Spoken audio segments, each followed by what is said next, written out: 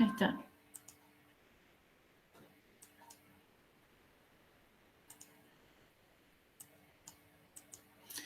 Bien, les decía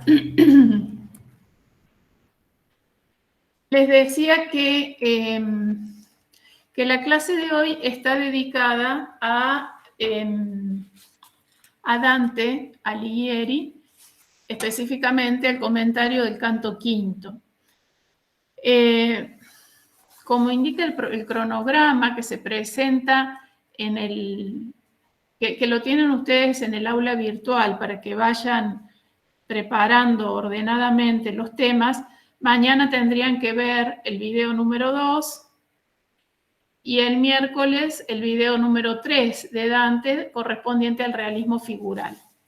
Lo que vamos a hacer en la clase de hoy es recuperar algunas cuestiones o precisar algunas cuestiones relativas a Dante que me interesa señalar para que no las descuiden, digamos. Y después, en una segunda parte, voy a dedicarme al canto quinto. En esta primera parte voy a ir un poquito más rápido porque, bueno, ese material de alguna manera ya está en la bibliografía y ya están en los videos. Pero me interesa, como les decía, precisar algunos aspectos. La figura de Dante Alighieri siempre está directamente relacionada con el lugar de nacimiento, Florencia, entre el 1265, siglo XIII, y la muerte en Ravenna el 14 de septiembre de 1321.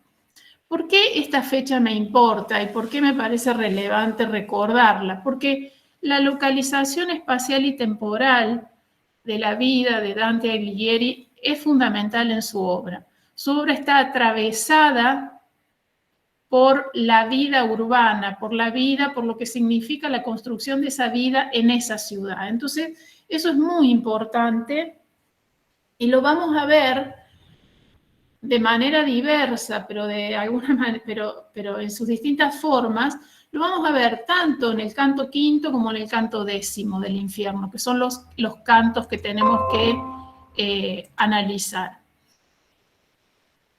A la hora de considerar Dante, tengamos en cuenta los siguientes aspectos. Aspectos relevantes a su espacio biográfico, ¿no? A Dante y su tiempo. Esa dimensión biográfica de Dante es importante en relación a lo siguiente. Tener presente que pertenecía a una familia güelfa de origen noble, ya esto va a cobrar sentido un poquito más adelante, que a los 9 años conoció a esta famosa Beatrice Portinari, la dama a quien dedica la comedia, primero la Vita Nuova y luego la comedia. No es la esposa de Dante, hay que tener en claro eso. La esposa de Dante es Gemma Donati. Beatrice Portinari es esta suerte de mujer símbolo, de mujer concepto que en los códigos de la poesía stilnovista oficiaba como medio para el perfeccionamiento moral del poeta. O sea, la codificación de ese amor en términos poéticos significaba para el poeta la posibilidad de un perfeccionamiento moral y de una ascensión cristiana, por decirlo de alguna manera. Dante llevó adelante con compromiso civil, este es otro tema importante para destacar, el compromiso civil de Dante con su ciudad, empresas militares para defender Florencia del ataque gibelino, pero sobre todo del ataque de los güelfos negros, ¿no? Dante pertenecía a la facción política de los güelfos blancos, que eran los que estaban a favor de la división del poder terrenal y del poder espiritual. O sea, entendían que la iglesia y el papado debían llevar adelante las cuestiones religiosas y el emperador las cuestiones terrenales. Ese es otro tema fundamental para entender las ideas políticas de Dante y de entender luego el exilio. Integró el gremio de los médicos, de los farmacéuticos, fue prior quiere decir que fue una especie de intendente, y en 1301 fue condenado al exilio, ¿no? La mayor ofensa, el mayor castigo que a un patriota, que a alguien comprometido con su ciudad le puede haber pasado. En cuanto a la dimensión geográfica, ya hemos dicho que la Divina Comedia no se puede entender si uno no comprende la dimensión política que caracterizó a la Florencia de su tiempo. Esto es muy importante, sobre todo pensarlo como un espacio nuevo que se define en la Europa de fines del medioevo. Es la única región, Italia, la que presenta estos modelos de pequeña ciudad-estado donde el compromiso civil y político del hombre es fundamental, donde queda registrada la lucha civil por la organización política terrenal, ¿no es cierto?, de este nuevo espacio civil, urbano, que marca claras diferencias respecto a los espacios feudales.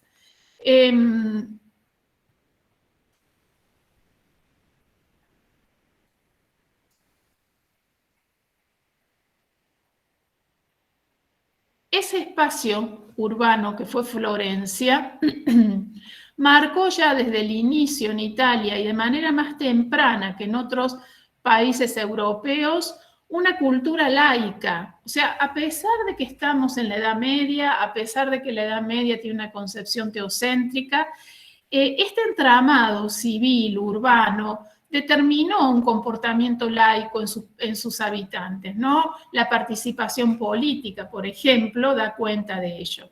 Estas ciudades de Estado, que en Italia fueron primeras, digamos, pioneras, generaron una serie de fermentos, profundas luchas políticas, grandes transformaciones económicas, pasiones civiles en sentido político, que fueron lo que podríamos denominar el fermento del humanismo europeo. O sea, fíjense todo lo que se está gestando en estos núcleos civiles y urbanos de principios del 480 del siglo XIV. Y efectivamente, cuando nosotros nos referimos al carácter laico que funda las bases de la cultura italiana, nos estamos refiriendo a esto, o sea, el hecho de que Italia haya surgido en estos núcleos urbanos, en estas pequeñas ciudades-estados,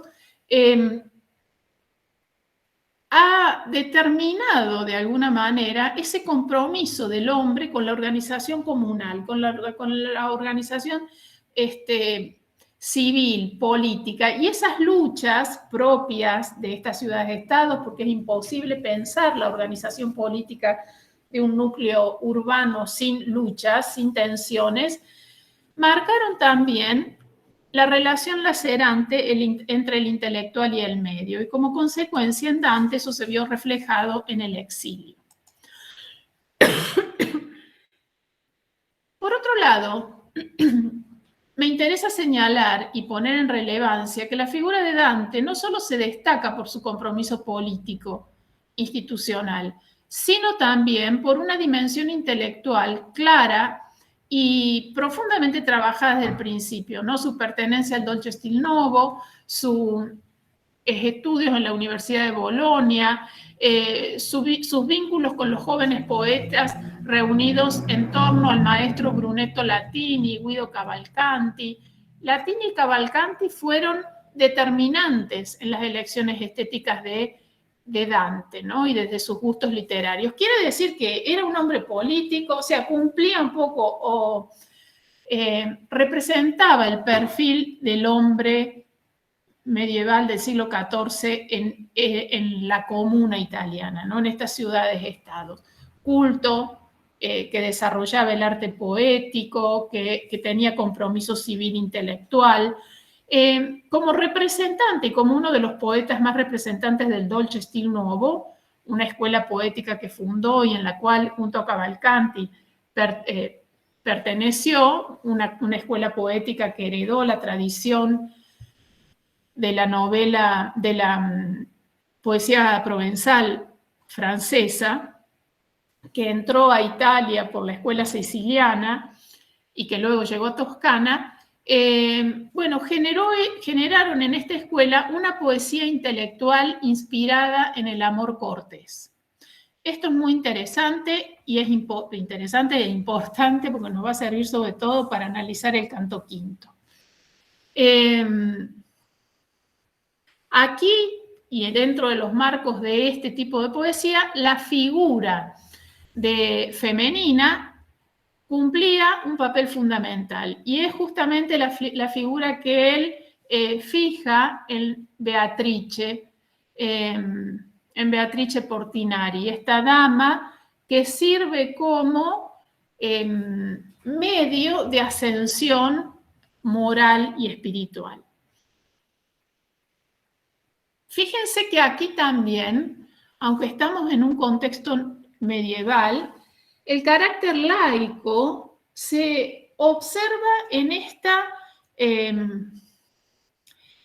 producción fecunda que Italia genera entre la lengua y el eros, ¿no? Esta relación fecunda entre la lengua poética, esta poesía de amor que surge, ¿no? Sublimada en los códigos del amor cortés y de la poesía estilnovista, pero no deja de ser una poesía de amor, o sea, una poesía que hace alusión al carácter laico. Entonces vamos viendo cómo en esa génesis de la cultura italiana lo laico va teniendo distintas manifestaciones, pero va adquiriendo espesor. Lo laico está en la participación política, en la conciencia civil, en la idea de organizar estos núcleos urbanos pequeños que van a ser núcleos de producción, no solo económica, sino también cultural. Y por otro lado también lo vemos en la producción cultural, el hecho de que el amor, una pasión terrenal, se sublime por la poesía, bueno, es una forma también refinada y culta de vehiculizar una tendencia laica, humana pero laica. Bueno, esto ustedes lo van a ver luego en los manuales y en la bibliografía que hemos puesto a disposición, pero la Divina Comedia, mejor dicho, la comedia, fue Boccaccio quien después le agregó el adjetivo de divino. La comedia está precedida por obras anteriores al exilio y las obras posteriores al exilio que fueron también el convivio de vulgaria elocuencia y de monarquía. Nosotros podemos considerar, como dije recién, que la Divina Comedia continúa, completa y perfecciona la Vita Nuova, que era este conjunto de poemas de carácter autobiográfico que combinan la poesía y la prosa que Dante había dedicado a Beatriz, pero que le parece insuficiente y que decide perfeccionar y llevar a un nivel sumo de perfección poética con la Divina Comedia. La intención es siempre honrar a Beatrice. La Divina Comedia, como ustedes lo saben y lo van a estudiar, narra este viaje ultraterreno por los reinos del más allá, infierno, que tiene esta forma de cono invertido en el centro de la tierra, purgatorio, esta montaña que se eleva en las antípodas en el universo de las aguas, en las antípodas del universo de la tierra firmes, y los cielos que rodean la tierra y que forman o estructuran la topografía del paraíso. Otro aspecto importante para abordar el estudio de la Divina Comedia en general es atender a los sentidos de la obra. Siguiendo la preceptiva medieval, la Divina Comedia tiene 4 sentidos: el literal, el alegórico, el moral y el anagógico, que sin duda dan una visión del más allá, pero esa visión está profundamente enraizada en las tendencias políticas de la época. Con respecto a la comedia, también quería aclararles, ustedes eso por supuesto que lo van a estudiar en el manual, pero que tengan presente que Dante es un viaje de expiación, un viaje de purificación que decide realizar, mejor dicho, que en la mitad de su vida, perdido en la selva oscura, se le propone realizar para justamente expiar y purificar su alma, y un viaje que Dante no puede realizar solo, un viaje que tiene que realizar con la ayuda de un guía. Y para ello es muy importante aquí la presencia de Virgilio, que será alegoría de la razón y que será el guía que acompaña a Dante al infierno y al purgatorio, y Virgilio que representa para Dante la tradición pagana, y Beatrice, alegoría de la fe, quien desde la tradición cristiana y profundamente enraizada con el culto mariano, acompaña a Dante en su viaje al paraíso. La Divina Comedia es una obra múltiple, es una obra que tiene un carácter didáctico, que como toda obra épica tiene un carácter enciclopédico, es un poema social de profundo realismo porque está enraizada en la historia, está historizada, enraizada en la realidad de su época. Por lo tanto, son todas estas consideraciones que hay que tener presente a la hora de entender la tensión que se da en la obra, ¿no? Esta conjunción de multiplicidad, pero que descansa sobre un principio de unidad. La Divina Comedia reúne el compendio general del saber de una época, pero sobre un esquema formal profundamente coherente que le da unidad y que a nosotros como lectores nos ubica de una manera clara y ordenada en ese mundo múltiple. Ese principio de unidad ustedes lo van a encontrar en una forma, o sea, en una estructura externa, ¿no? Una estructura externa rigurosamente calculada. La obra está compuesta por 3 cánticas, infierno, purgatorio y paraíso. A su vez, bueno, todo esto está en el manual, no vale la pena que yo lo repita, pero quiero decir con esto que préstenle atención a la estructura porque tiene un sentido. Ese orden, cuidado y riguroso, que lo mismo va a ocurrir en el Decamerón, responde un poco a la cosmogonía medieval, ¿no? A presentar la idea de un mundo ordenado a imagen y semejanza de Dios. Por otro lado, en una estructura interna, podríamos llamarlo así, que tiene que ver con la organización del contenido, nosotros vamos a encontrar que cada una de las cánticas se corresponde o alberga a pecadores, penitentes y bienaventurados. No es que los muertos están en cualquier parte y desordenados por ahí. No es un mundo ultraterreno sumido en el caos. Es un mundo ultraterreno perfectamente ordenado, rigurosamente ordenado, según una preceptiva cristiana medieval, ¿no?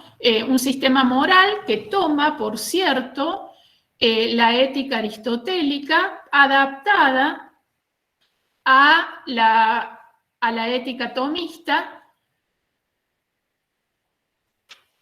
y que ordena a los pecadores en el infierno, atendiendo al grado de gravedad de su pecado, a los penitentes en el purgatorio, según la malignidad de sus impulsos, y a los bienaventurados en el paraíso, según la contemplación divina.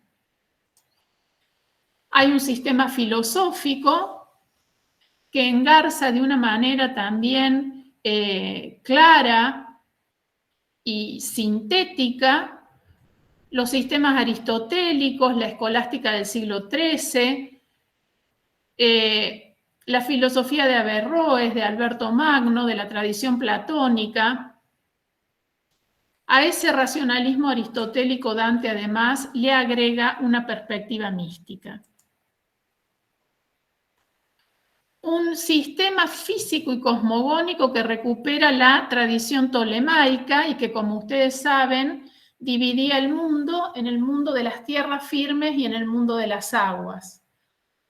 Que no tiene sentido que yo repita aquí, pero bueno, era otra organización geográfica. Y los cielos a través de órbitas concéntricas que giran alrededor de la Tierra. Por eso, el infierno, que es ese cono invertido que se adentra en la Tierra, al centro de la Tierra, y al cual se accede a través de un foso cerca de la ciudad de Jerusalén. Si ustedes se imaginan la Tierra, ese foso invertido comunica luego con un pasadizo en el otro extremo de la Tierra, ¿no es cierto? Sale al otro extremo de la Tierra, que es el universo, el hemisferio de las aguas, donde está ubicada la montaña bruna, o sea, la montaña marrón, la montaña que es el purgatorio. Los cielos concéntricos giran alrededor de la Tierra. Bueno, esta es la organización de la Tierra según el sistema tolemaico, el cielo y el purgatorio. Esos esquemas ustedes los encontrarán luego en cualquier manual que les ayude a comprender la organización del espacio dantesco. La obra plantea una serie de recursos, de problemas formales, o sea, Dante es autor y es personaje. En ese sentido puede considerarse la Divina Comedia como una suerte de autoficción, ¿no? Un principio de autoficción contemporánea.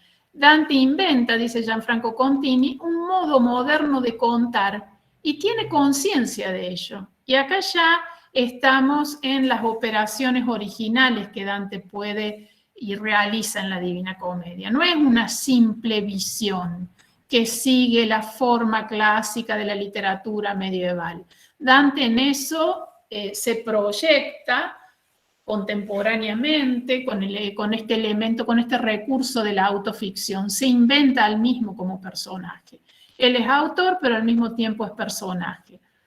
Es un personaje que viaja y narra, y Dante, por otro lado, es el autor que condena, ¿no? Por un lado, él viaja y narra, y en eso hace el viaje acompañado por los guías, Virgilio y Beatrice. Pero por otro lado, Dante, como autor, ordena ese mundo y condena a los pecadores porque ubica a los distintos contemporáneos en distintas zonas del mundo ultraterreno.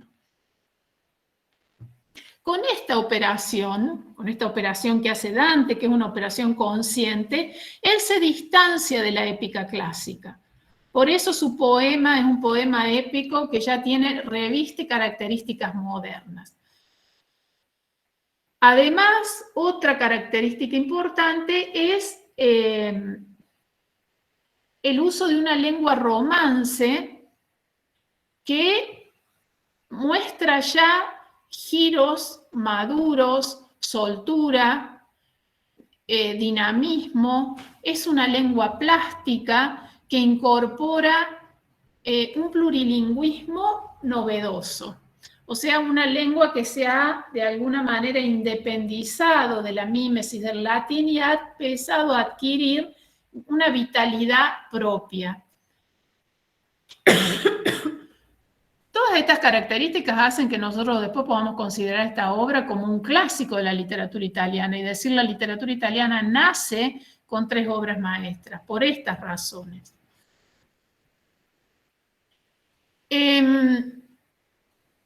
La obra también puede ser leída como una épica de la memoria. Este rasgo es un rasgo moderno también en la literatura de Dante. Se puede contar aquello que se puede evocar y recordar. Inventar en la época de Dante significaba justamente eso, saber usar la memoria. Entonces, para Dante hay dos propósitos. Por un lado, realizar este viaje para realizar una expiación, como estamos diciendo, pero por otro lado, poder contar su experiencia. Fíjense aquí cuán importante es este detalle, ¿no? Contar su experiencia. Contar su experiencia significa para Dante alcanzar una conciencia histórica, sentirse parte de esa historia. Esto ya lo distancia de la épica clásica y lo pone en una nueva dimensión epocal. Y después, bueno, va a llevar a Auerbach a hablar del realismo figural. ¿Y por qué el realismo figural? Bueno, porque hay una conciencia de la experiencia y esa experiencia se da dentro de la historia. Por otro lado, el tema de la memoria tiene también una importancia decisiva en la obra. La Divina Comedia es una de las tantas obras de la literatura italiana que actualiza, resignifica y pone, que exhibe el diálogo con los muertos, ¿no? Este es un motivo que está profundamente incrustado en la tradición literaria italiana, que viene de la tradición clásica, y que uno puede analizar a lo largo de toda la literatura. Lo podemos ver en Pascoli, lo podemos ver en Montale. Bueno, el diálogo con los muertos es un eje que estructura la tradición.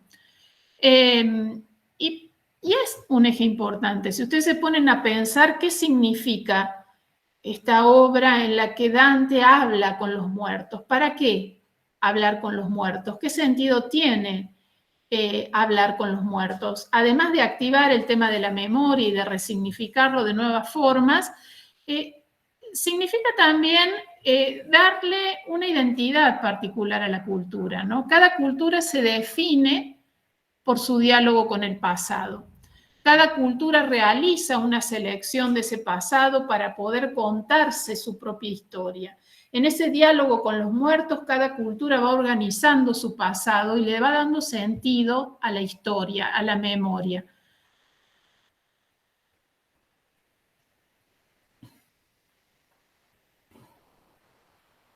Ese mundo de los muertos y el diálogo con los muertos se puede contar a través de un relato mítico fundacional, una leyenda del pasado, pero siempre tiene como finalidad otorgar identidad al presente, ¿no?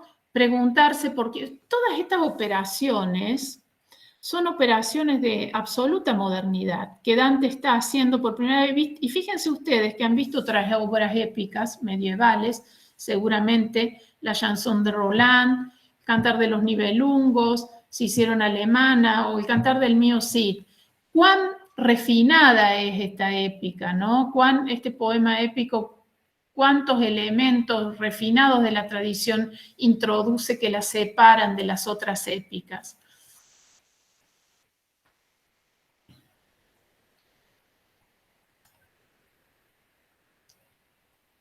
Bueno, el tema de la memoria, quería mostrarles simplemente que no es una invención de Dante. Homero cuenta las historias de la mitología del pueblo griego. El descenso al Hades está presente en el canto 11 de la Odisea. También Luciano, durante el alejandrinismo y casi al final de la civilización griega, en el diálogo con los muertos. Pero los muertos de Homero casi no tienen voz. Hablan excepcionalmente. En la Eneida, Virgilio en el canto sexto desciende al Averno y a Virgilio le interesa el destino del pueblo, ¿no? Eneas le hace conocer a los lectores el destino glorioso de Roma.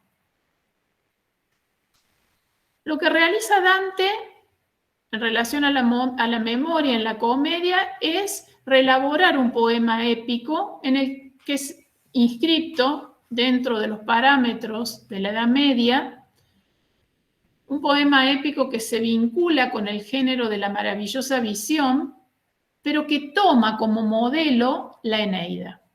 El gran modelo de Dante es la Eneida, por eso Virgilio es su guía, ¿no? Alegoría de la razón. Pero mientras que en la Eneida, termino la exposición y contesto las preguntas del chat, hacemos un recreo, porque si no, no puedo las dos cosas. Ya termino esto. En la Eneida, el Aes está reservado al libro sexto. Acá dice cuarto, pero es libro sexto. El libro cuarto es el libro de Dido. En la comedia, toda la obra está dedicada al mundo de los muertos, ¿no? Y aquí Dante combina el modelo de Virgilio y el modelo de Pablo.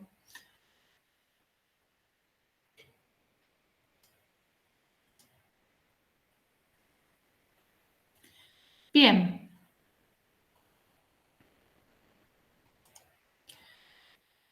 Quería aquí hacer esta breve introducción de la Divina Comedia para marcar aspectos centrales que yo después quisiera que ustedes vayan teniendo como eje a la hora de preparar. De alguna manera están ya dicho en los videos y en las clases grabadas y en los manuales, pero para que vayan teniendo una guía y sepan a qué tienen que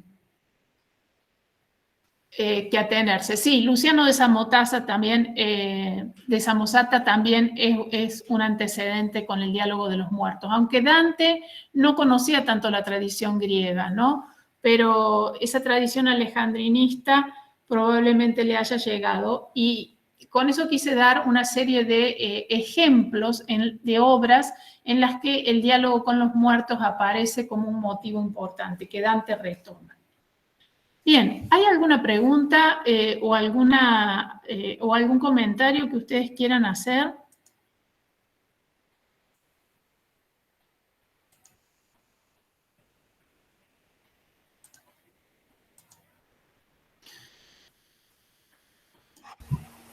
Podría decir que los esquemas de la Divina Comedia están en el aula virtual para verlos, Silvia. Bien. Los pueden encontrar ahí. Bueno.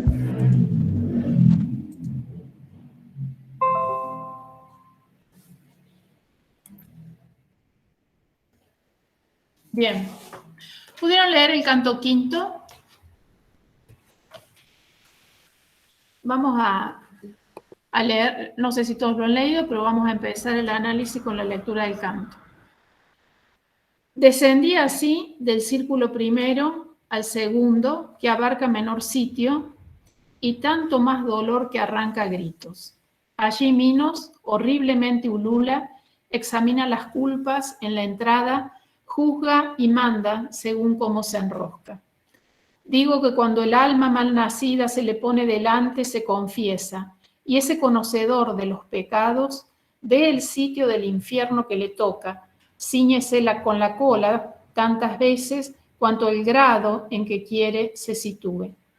Siempre delante de él hay muchas almas, por turno cada una va al juicio, dicen y oyen y después se hunden. Oh tú que vienes al doliente hospicio, me dijo Minos cuando me hubo visto suspendiendo la acción de tal empeño. Mira cómo entras y de quién te fías, no te engañe la anchura de la entrada. Y mi guía le dijo, ¿por qué gritas? No hay que impedirle su fatal andanza, tal como lo quieren allá donde se puede, lo que se quiere y más no preguntemos. Ya comenzaban las dolientes notas a ser oídas, me acerqué muy luego donde repercutía mucho llanto. Llegué a un lugar de toda lumbre mudo, que muge como el mar en la tormenta si los vientos contrarios lo combaten. La borrasca infernal que nunca cesa, a las almas arrastra en sus embates, volteando y golpeando las molesta. Cuando llegan delante de ese derrumbe, allí el grito, el quejido y el lamento, allí blasfeman la virtud divina. comprendí que tormento semejante se les da a los carnales pecadores que la razón someten al deseo. Y como los estorninos van de vuelo en el tiempo invernal, en gran bandada, así esa racha a todos los malignos, aquí, allí, abajo, arriba empuja. Ya ninguna esperanza los conforta, no de reposo, mas de menor pena. Y cual las grullas cantan su lamento, trazando sobre el aire larga línea, así vi yo venir, dando sus quejas, las sombras que traía esa tormenta. Dije por ello, ¿quiénes pues son estos que el negro vendaval tanto castiga? La primera de quien ahora deseas tener noticias, dijo él entonces, fue emperatriz por sobre muchos pueblos. En vicio de lujuria fue tan hábil que a la licencia licitó en sus leyes para quitar la culpa en que se hallaba. Ella es Seminaris, de la cual se lee que descendió a Nino y fue su esposa, que sucedió a Nino y fue su esposa. Rigió la tierra que el sultán gobierna. La otra suicidóse enamorada y rompió fe en los huesos de Siqueo. Después está Cleopatra, lujuriosa. Mira a Helena, por quien tanta desdicha corrió en el tiempo, y mira al grande Aquiles, que por amor al fin volvió a la lucha. Y a Paris y a Tristán, y a más de 1000 sombras mostróme, y me indicó su dedo a las que el amor quitó en nuestra vida. Después de oír así a mi maestro nombrar damas de antaño y caballeros, me condolí y sentí casi perplejo. Comencé pues, poeta de buen grado, yo hablaría a esos dos que van tan juntos y que al viento parecen tan livianos. Y él, ya los verás cuando se encuentren junto a nosotros, ruégales entonces por ese amor que sienten y vendrán. Tan pronto como el viento nos lo trae, solté la voz. Oh almas afanosas, venid a hablarnos si alguien no lo impide. Como palomas que el deseo llama, tendid el ala y firme, el dulce nido van por el aire del querer llevadas. Así del grupo donde se hallaba Dido, por el aire maligno se acercaron. Tan fuerte fue el afectuoso grito, oh ser gracioso y benevolente, que así visitas entre el aire cárdeno a los que sangre hemos manchado el mundo. Si el Rey del universo nos amase, ¿por qué te diese paz? Le rogaríamos, pues compadece nuestro mal perverso. De lo que oír y conversar os place, lo oiremos y hablaremos con vosotros, mientras el viento, como hace, calla. Yace la tierra donde yo nací, en la marina donde el Po desciende, para hallar paz unido a sus secuaces. Amor que en gentil pecho pronto prende, a este lo prendió del cuerpo hermoso, que quitáronme en forma que aún me ofende. Amor que no consiste en que no amemos, me ciñó a este con placer tan fuerte que como ves aún no me abandona. Amor nos trajo hasta esta misma muerte. Caín espera a quien quitó las vidas.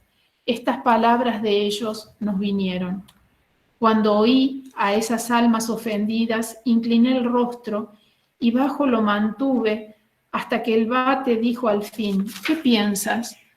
Al responder yo comencé, oh pena, cuánto grato pensar, cuánto deseo los empujó al doloroso trance. Luego me volví a ellos para hablarles y comencé. Francesca, tus martirios me entristecen y apiadan hasta el llanto. Dime, en el tiempo del dulce suspiro, ¿en qué y cómo os concedió el amor que conocieseis los deseos dudosos? Y ella a mí. Ningún dolor más grande que el recordar el tiempo venturoso en la desdicha. Tu doctor lo sabe. Mas si por conocer la raíz primera de nuestro amor, tu maestro, tanto anhelo, haré como quien llora y habla a un tiempo. Leíamos un día por recreo cómo el amor lo atrajo a Lanzarote Solos estábamos, sin sospecha alguna. Varias veces los ojos se encontraron en la lectura. Palideció el rostro, pero nos dominó solo un pasaje. Al leer, como la sonrisa ansiada fuera besada por un tal amante, de quien yo nunca he de apartarme, la boca me besó todo temblante. Galeotto fue el libro y quien lo hizo. Desde ese día nunca más leímos. Mientras un alma esto me decía, la otra lloraba tanto que apiadado me sentí desmayar como quien muere y caí como cuerpo muerto cae. Bien, este es el quinto canto del infierno, corresponde a los lujuriosos y luego de una enumeración que tiene características propias de la épica, Dante nos cuenta la historia de Paolo y Francesca. Es importante ubicar en la topografía infernal el canto quinto en el segundo círculo, ¿no? Veníamos ya del limbo, se había cruzado el río Creonte, el círculo anterior correspondía al limbo, llegamos al limbo donde están todos aquellos pecadores que no conocieron a Dios y por lo tanto están ubicados en esa región del infierno. Y entre el canto quinto del segundo círculo y el limbo se establece una relación que es importante destacar. En el limbo, que corresponde al canto cuarto, en determinado momento, Dante se encuentra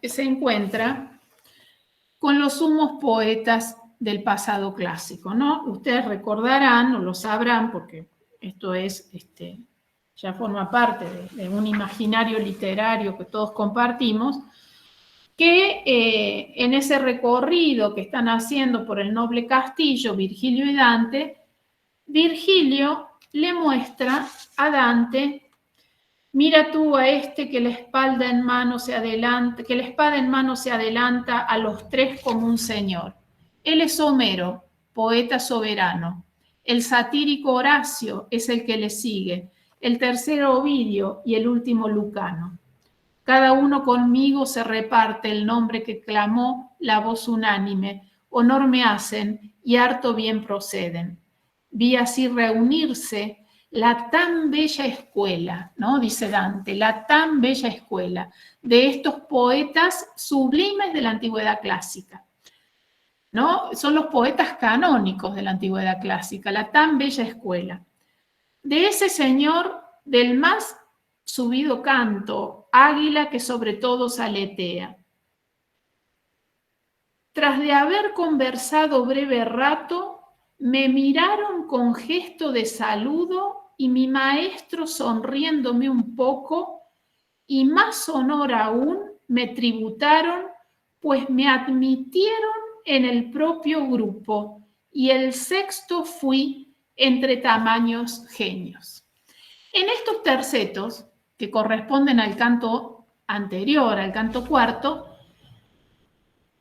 Dante procede en un acto de soberbia, ¿no? Dante se asimila, se identifica con este grupo de poetas canónicos de la antigüedad clásica, se siente parte de ellos. Hay aquí en Dante una suerte de exceso poético de creerse, y así como tiene la potestad de juzgar, bueno, también se incluye en ese canon. Podríamos decir que en este canto asistimos a esta suerte de acto de soberbia del poeta Dante, ¿no? Soberbia que luego va a pagar, va a purgar en el canto siguiente. Todas estas referencias de Dante, que piadoso, que llora conmovido por Francesca, tienen que ver con esta relación que se establece entre los dos cantos, entre autor y lector. Dante autor, Francesca lectora, ¿no? y vamos a ver cómo se da esta vinculación, esta relación entre los dos cantos. Bien, entonces este esquema era para mostrarles que los lujuriosos están en el segundo círculo del infierno. No sé si lo alcanzan a ver al dibujo. Se alcanza a ver, lujuriosos. Es el círculo más, o sea, sería el primer grupo de pecadores. Como pueden ver ahí, son los pecados menos graves, pecados de incontinencia. Estamos en el área de la incontinencia, pero de la incontinencia después siguen los glotones, la gula, o sea, los pecadores por gula, y luego los avaros o los pródigos. Los lujuriosos son los menos graves, ¿no? Todavía estamos en una sección del infierno donde, como pueden ver y como han seguramente advertido, las imágenes de levedad todavía son posibles, ¿no? Estos símiles, estas comparaciones con los estorninos, con las grullas, con las palomas, o sea, con aves, con el vuelo. Quiere decir que todavía estamos en una zona del infierno donde la materialidad no es total, donde hay un principio de levedad que indica simplemente eso, que estamos todavía en una fase donde es posible pensar en cierta espiritualidad, ¿no?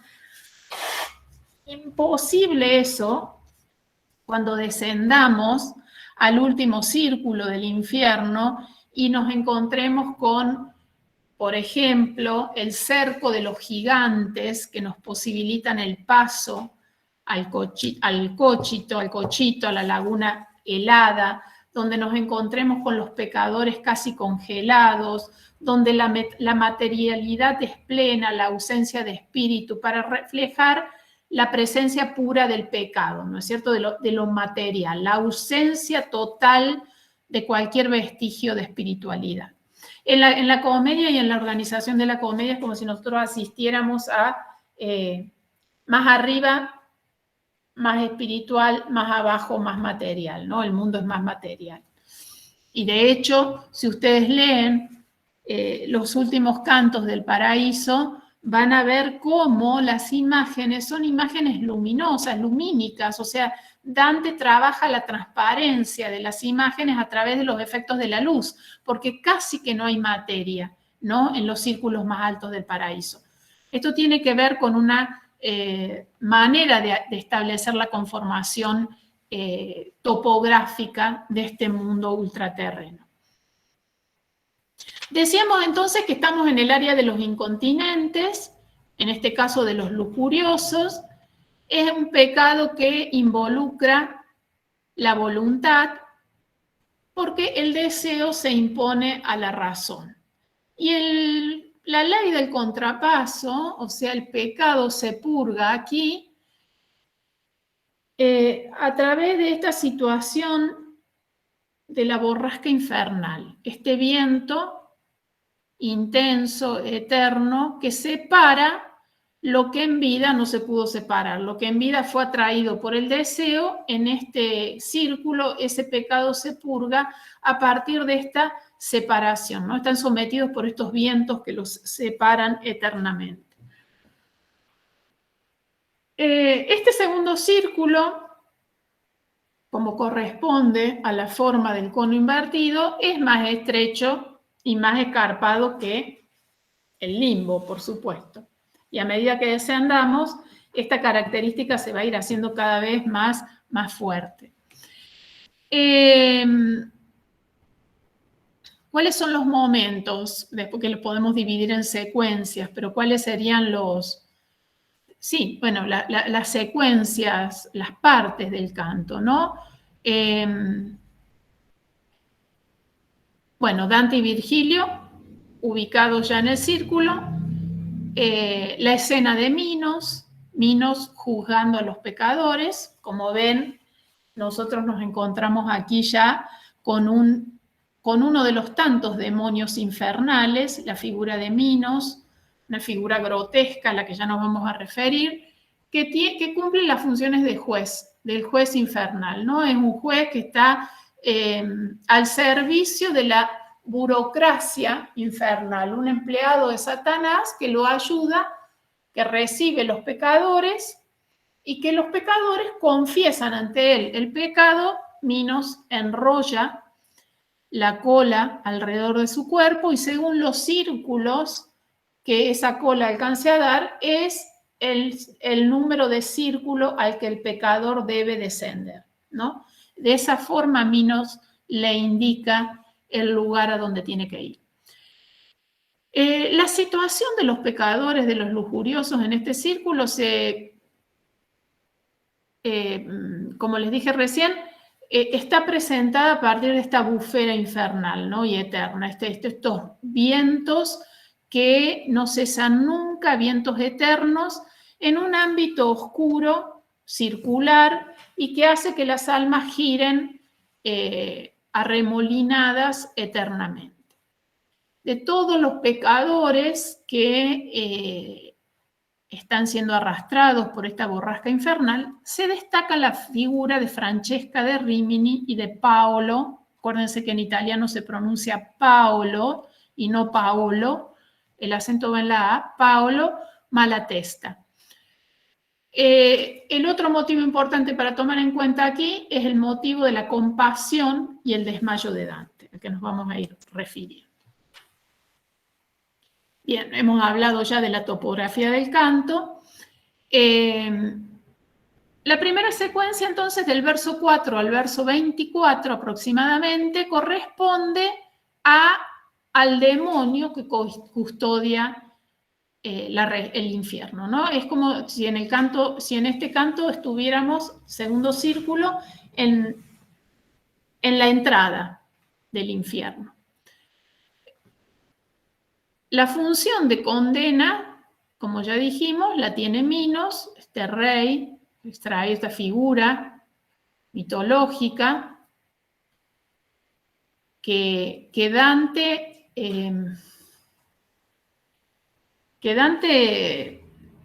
cambia en su infierno, ¿no? La transforma en una figura grotesca.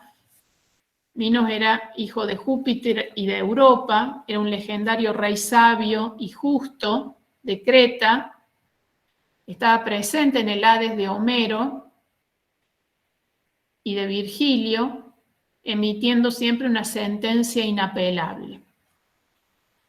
Pero con esta caracterización que hace Dante convierte esta figura en una figura grotesca. Y esa figura, y ese elemento grotesco, que es muy característico en Dante para referirse sobre todo a las figuras infernales, está dada por esos gritos, ¿no? Minos ulula, grita, al punto que le dice Virgilio, ¿por qué gritás? No grites tanto. Enrosca su cola, o sea, su figura está llena de ese gesto grotesco que le da una particularidad y lo distingue de las otras figuras utilizadas en la tradición.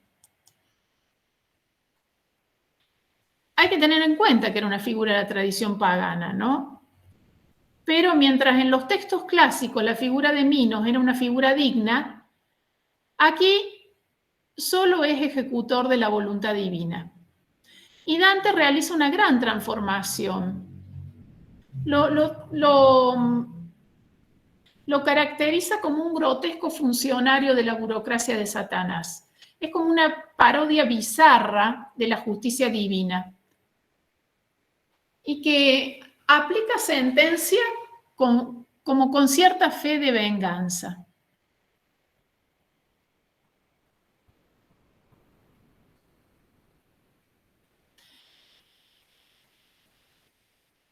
Ahora, en este ímpetu que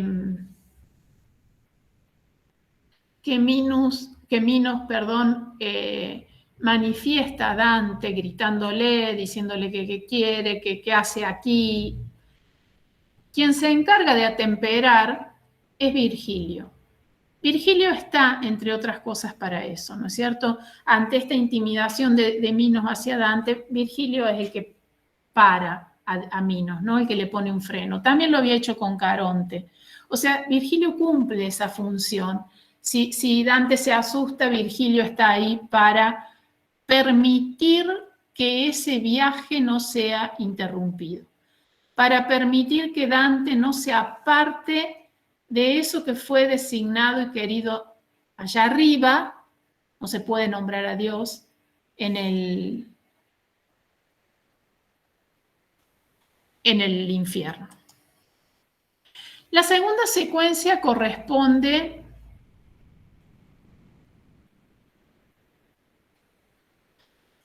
bueno, después leo los chats, chicos, que si no me distraigo.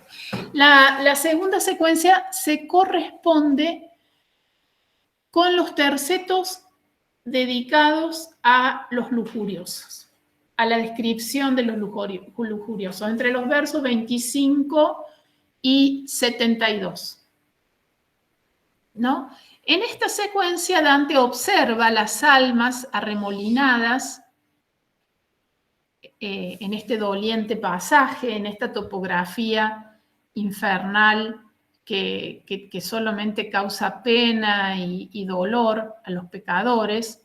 Esa pena y ese dolor se muestra a través del llanto, de la borrasca infernal que no cesa más, de la oscuridad, de estas almas que blasfeman contra la divinidad.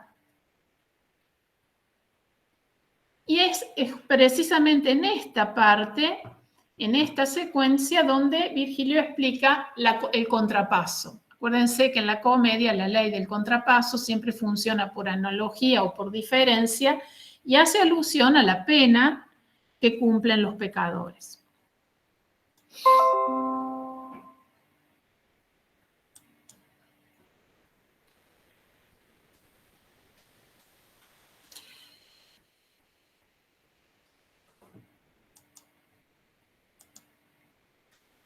Las almas de los lujuriosos en la segunda secuencia están comparadas con los estorninos en el verso 40, ¿no? Después con las grullas que cantan sus lamentos. Ya nos referimos al significado de estos símiles, de estas comparaciones, ¿no? De estas aves, el hecho de la levedad. Las aves aluden, esto lo dice sobre todo Francesco de Santi, en su análisis sobre las figuras poéticas del infierno. Y cuando habla de la topografía infernal, justamente marca este principio de oposición que estructura el mundo ultraterreno de Dante. Un principio de oposición que en el que podemos distinguir la pura materialidad y la pura espiritualidad, ¿no? En el infierno más profundo, la materia total, la materia pura, y en el paraíso más elevado, la luz, la inmaterialidad. Eso se va trabajando a través de una serie de metáforas, una serie de comparaciones, de imágenes. O sea, Dante no podría ubicar a los gigantes en el segundo círculo. Los gigantes están justamente en el paso de la región del Malevolge a el Cóchito, o sea, a la parte más baja del infierno.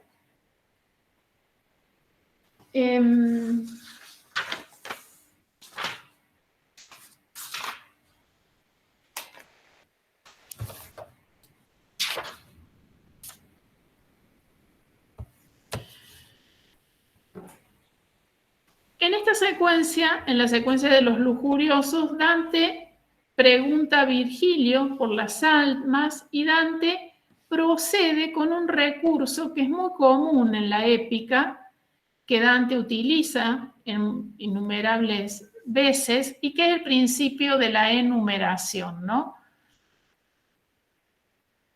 Esta enumeración de personajes que siguen un poco la forma del catálogo épico. Acuérdense de la enumeración de las naves en la Odisea, en la Eneida, en la Ilíada. Acuérdense de ese recurso, ¿no? La epopeya, que siempre está movida por el deseo de totalidad, incluye todo en ella. Entonces, la idea de la enumeración tiene que ver con dar cabida a esa totalidad.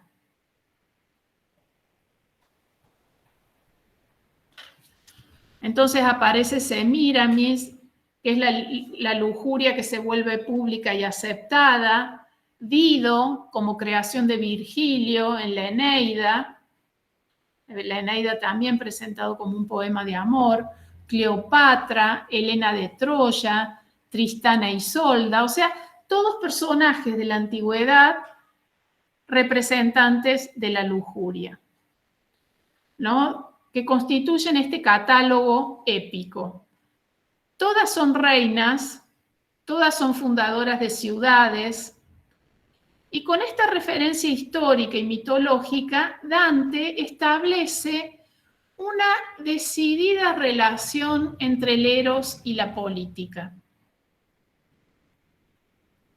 Y con esta relación está vinculando el placer y la ciudad.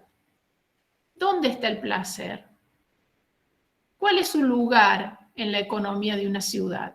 ¿No? Son preguntas ya que aluden a cierta modernidad, que tienen que ver con la construcción de este realismo figural que Dante, como dice Auerbach, logra en la comedia.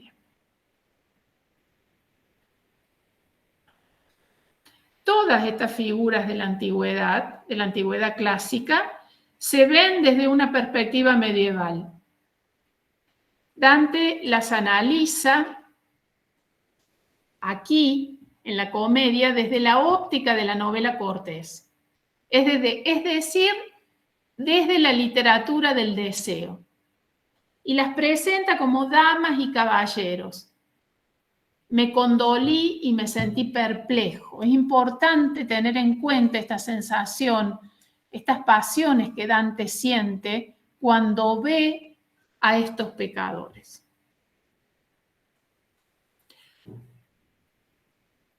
Porque él introduce aquí, este también es un concepto moderno, la noción de compasión, de piedad, que después va a retomar en el verso final, luego de escuchar la historia de Francesca, ¿no?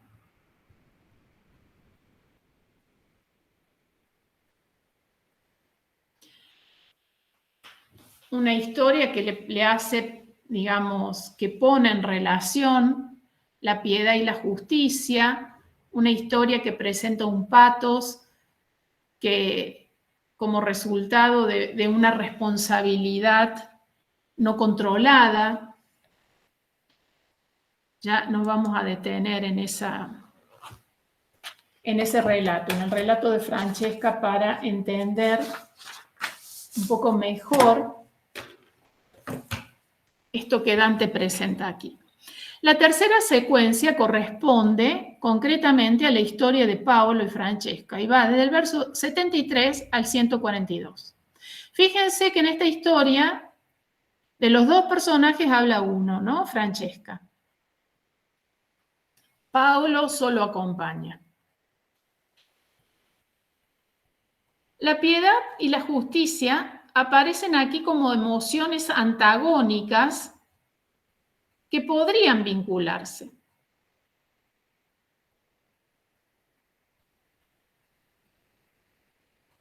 Y para ello Dante se interesa de dos figuras propias de su tiempo, que son Paolo y Francesca, dos personajes históricos, dos personajes ordinarios, cuando digo ordinarios porque no han sido personajes heroicos, o sea,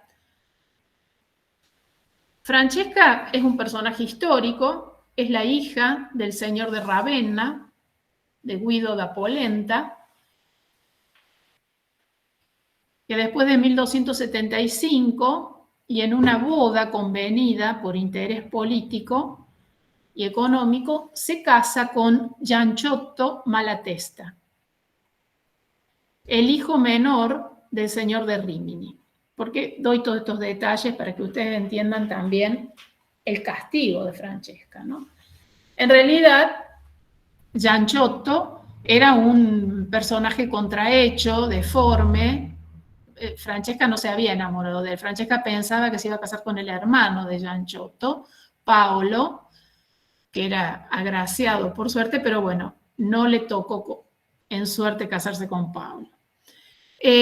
Ahora, con Paolo, bueno, nada, en una situación de adulterio fueron sorprendidos por Gianciotto, quien mató a los dos. O sea que ambos son protagonistas de una crónica negra. La historia de Paolo y Francesca es una historia de crónica negra de la época. Dos personajes ordinarios, históricos, comunes, que cometen adulterio y que son matados, asesinados por el marido de ella. Un típico caso de crimen pasional. Bárbaro y violento.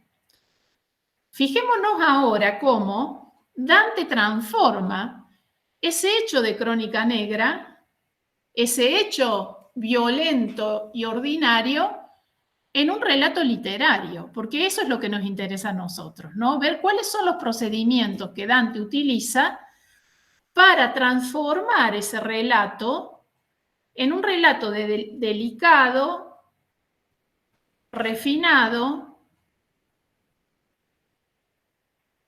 que incluso le garantizó a Francesca supervivencia en la historia. O sea, Francesca es la mujer más recordada de la literatura occidental. O sea, en la literatura argentina ha tenido una gran recepción. Y en general en la tradición literaria italiana todos se acuerdan de Francesca porque la reconocen como una pecadora, como una figura humana, como la primera mujer humana del horizonte ultraterreno de Dante, que cuenta un caso de adulterio estilizado, sublimado con los códigos de la novela cortés.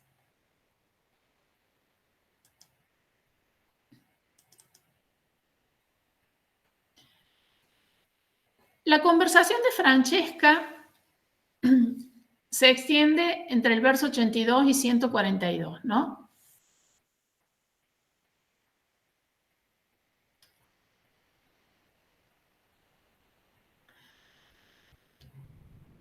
En esa conversación, Francesca se muestra, es el primer caso, y en esto constituye un antecedente significativo de Madame Bovary, de Don Quijote, ¿no? De alguien que, de la figura de un lector ingenuo, ¿no? Francesca es una lectora ingenua que se ha identificado con los códigos de la literatura que leía. ¿Qué literatura leía? La literatura cortés. Esa referencia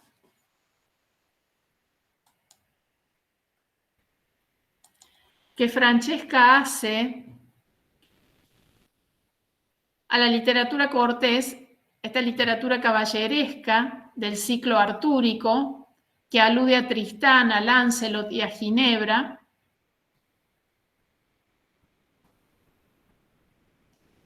y que ella identifica para sí, ¿no?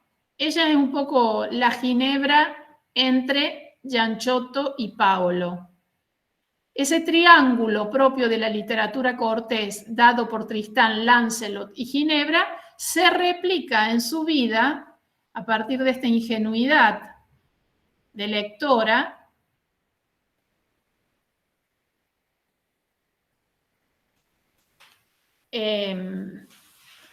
cuando cree que lo que lee, lo que les pasó a los otros, le puede pasar a ella.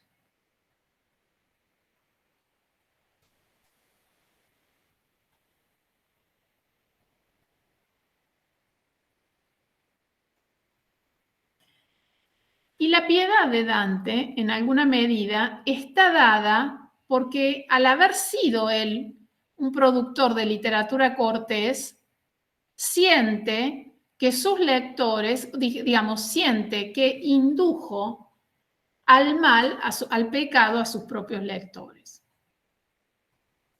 De ahí la explicación de la piedad de Dante.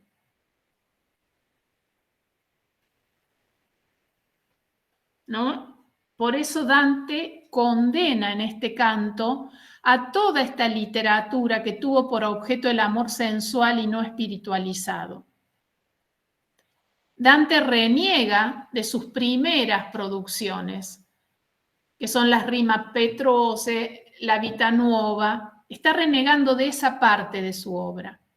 que recupera los códigos del amor cortés, o sea, de una literatura sensual, que en manos de una lectora ingenua pueden producir este pecado, el pecado del adulterio.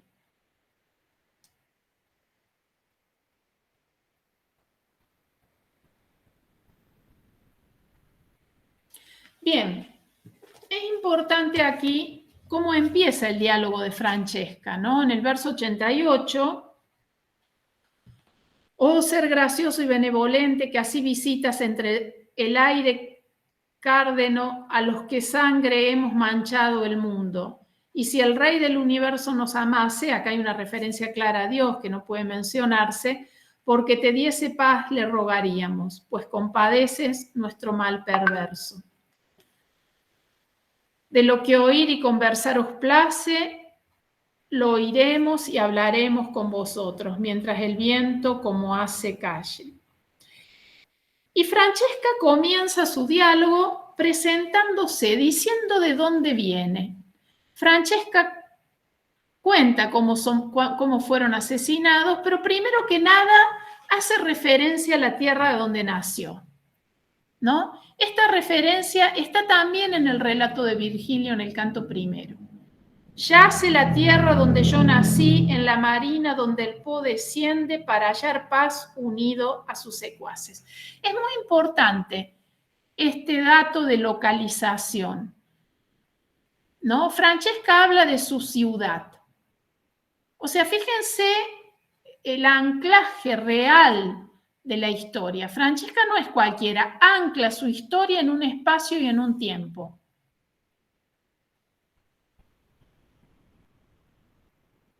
Es la tierra del Po.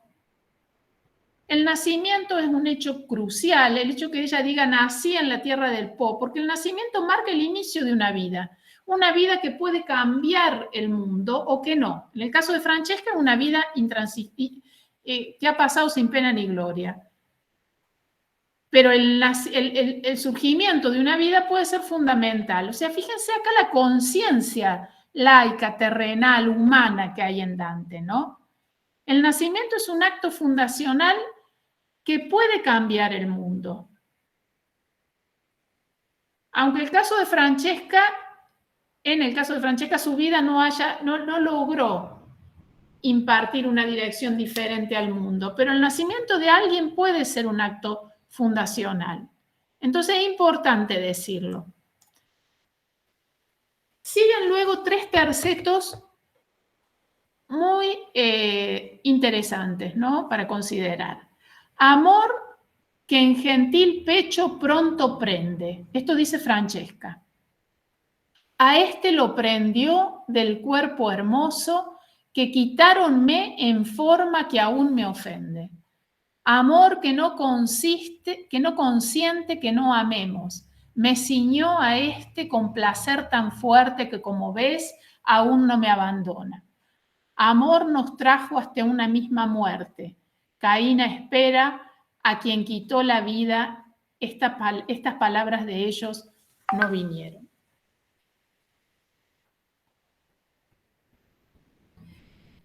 El amor se ha convertido acá en una especie de divinidad, ¿no? De divinidad trascendente. Es el gran tema de su experiencia, de la experiencia de Francesca.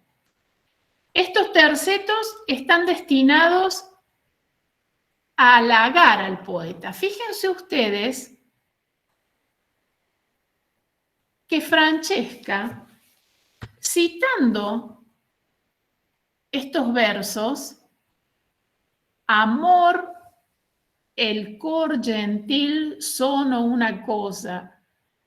Está aquí, fíjense en la parte derecha de la diapositiva, la cita del capítulo 20 de la Vita Nuova.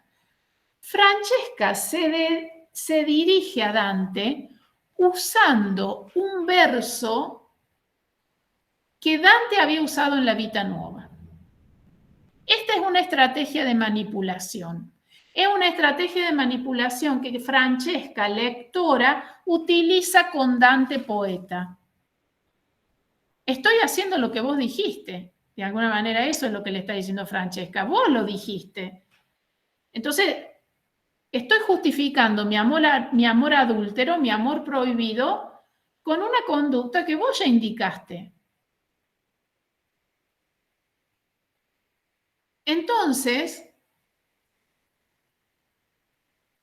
el problema se centra en el tema del amor. Dante se arrepiente de haber producido esta literatura cortés que ha sido malentendida. Bueno, y acá vemos a esta Francesca ingenua, o mejor dicho, manipuladora, que utiliza la literatura para contar su pecado. Al mismo tiempo es un recurso de estilización y de sublimación, ¿no? Que hace que salga Francesca de la categoría de una mera pecadora, de una mera adúltera. Es como que refina su discurso y se construye como un personaje literario. En el segundo terceto, amor que no consiente que no amemos, así empieza el segundo terceto, Francesca está haciendo alusión a uno de los preceptos del arte del amor cortés de Andrea Capellanus, que en su segundo libro da una serie de pautas que los amantes deben cumplir. El matrimonio no es verdadera excusa para no amar, por ejemplo, decía Andrea Capellanus en el arte del amor cortés. El que no es celoso no puede amar, nadie puede estar atado a un doble amor. Bueno, nadie puede amar a menos que no esté impulsado por la persuasión del amor. Persuasión, perdón, del amor. Fíjense toda la intertextualidad que hay en esos tercetos, ¿no? Es una intertextualidad muy importante. Primero al propio Dante, en la que Francesca le está diciendo, bueno, si vos lo dijiste, ¿por qué no lo podría hacer yo? Y en el segundo terceto está aludiendo al libro del amor cortés, o sea, ese libro que funde, que le da base a toda la literatura cortesana medieval.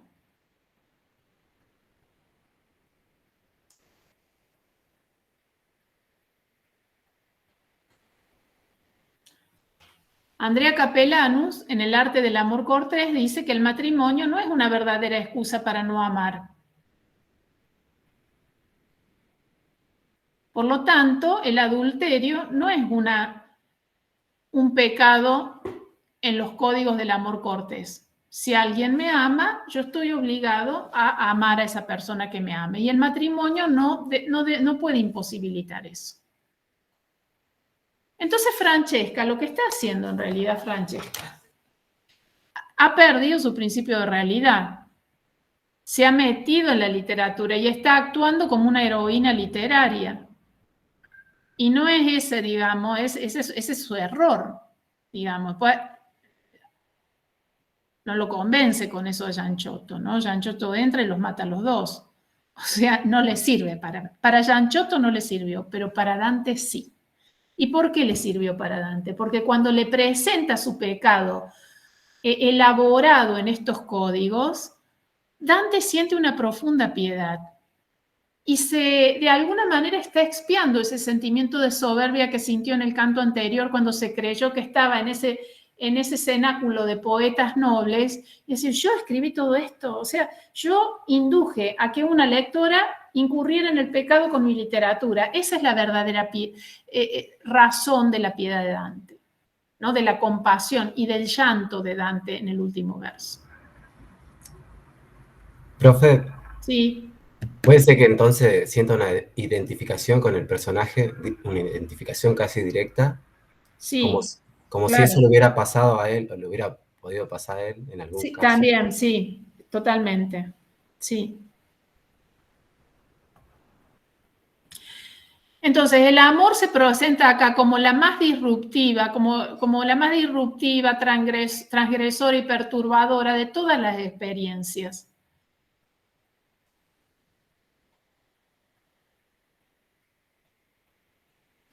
Profe, puede ser que también hace como una reflexión de los efectos de la literatura.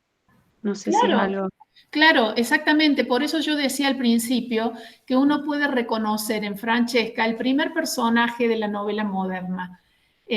porque ahí está, de alguna manera, en la línea Francesca. Nosotros podemos continuar esa línea después con Alonso Quijano y después con Madame Bovary. Ustedes leyeron Madame Bovary, ¿no es cierto? Y bueno, y saben, yo no. bueno, léanla. Léanla. No, Madame Bovary obvio. es el caso paradigmático de la lectora ingenua, ¿no? De la lectora que leyó toda esa literatura romántica,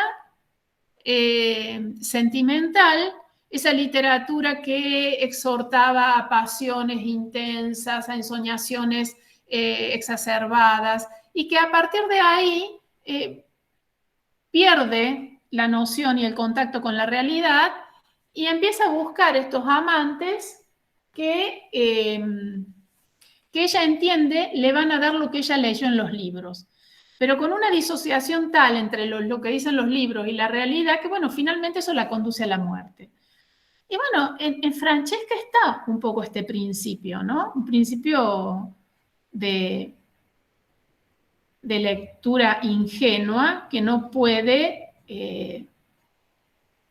bueno, separar entre lo que se lee y la realidad.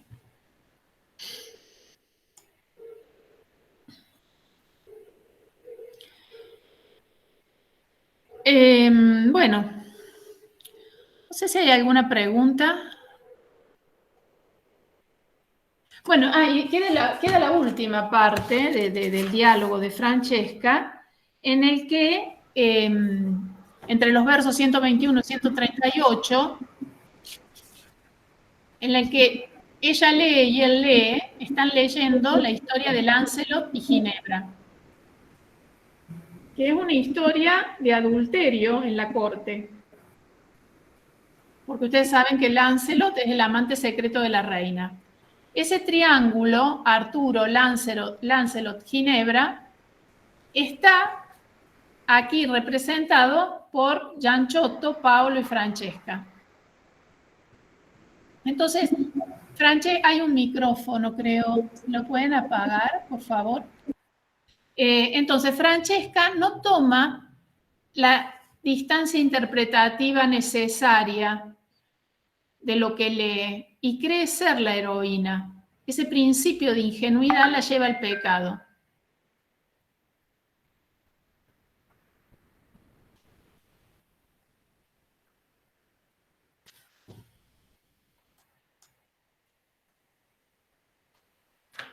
Profe, una consulta. ¿Por qué en este pasaje la voz de toda esta situación es Francesca y no Paolo? ¿Por qué habla Francesca? ¿Por qué habla Francesca?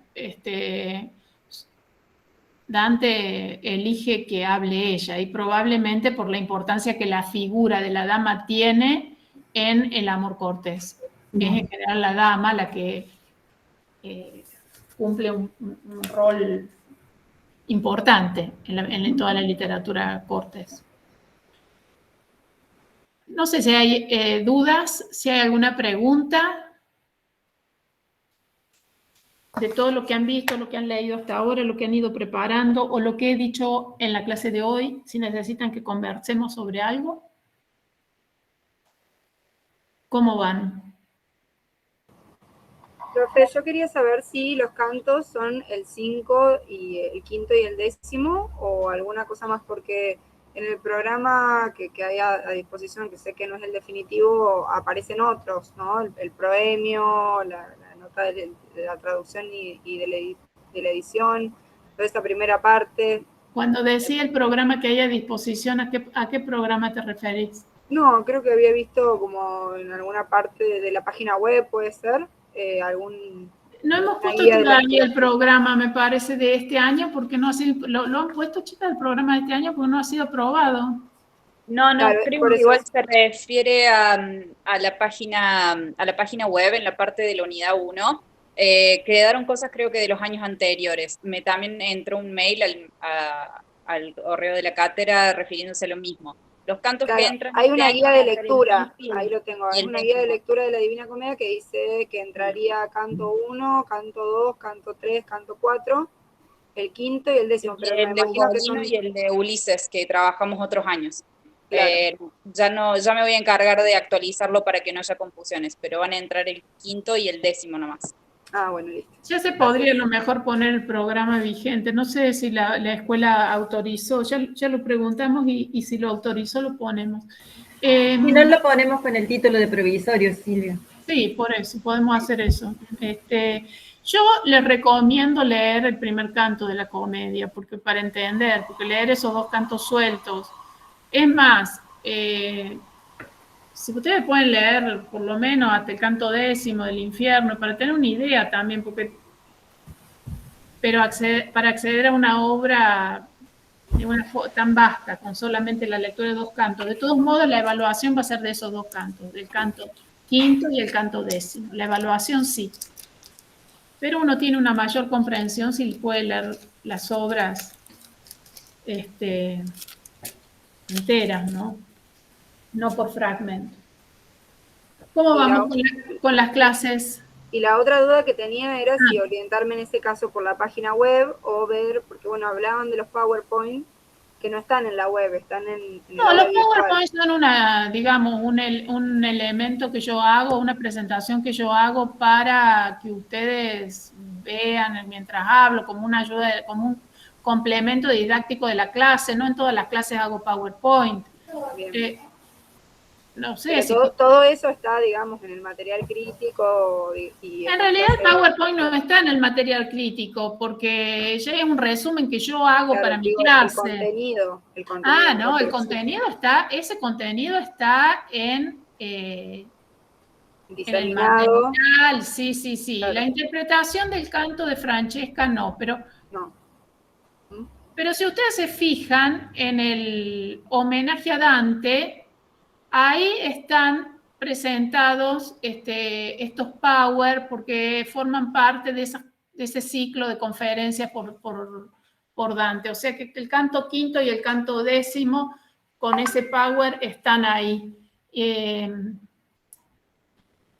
De todos modos, no tengo problema de subirles el Power en la página si les hace falta y les sirve.